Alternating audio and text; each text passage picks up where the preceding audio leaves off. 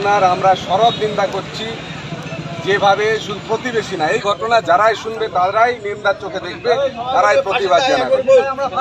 এই হুল্লোড় বলুন বা এই আন্দোলন যেটাই বলুন, এটা খুব স্বাভাবিক। তার কারণ মানুষ এখনো দারুণভাবে এখানে উত্তেজিত।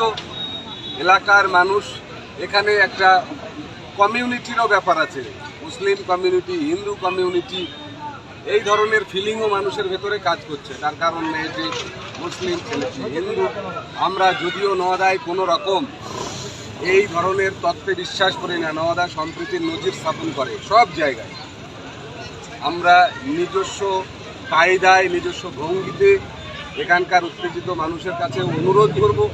প্রশাসন আছে, প্রশাসনের উপর আমাদের আস্থা আছে, ভরসা আছে।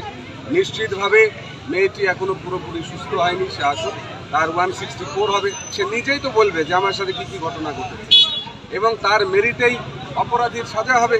পরিবার যদি তাদের সাজা চায়, নিশ্চিতভাবে সাজা হবে। কোনো জাদু মন্ত্রে তাদের উন্নতা হবে না যে সে বেরিয়ে আসবে, আবার হুল্লোড় করবে, ঘুরবে, সেই জায়গা হবে না। আমরাও আমাদের সজাগ দৃষ্টি রাখছি।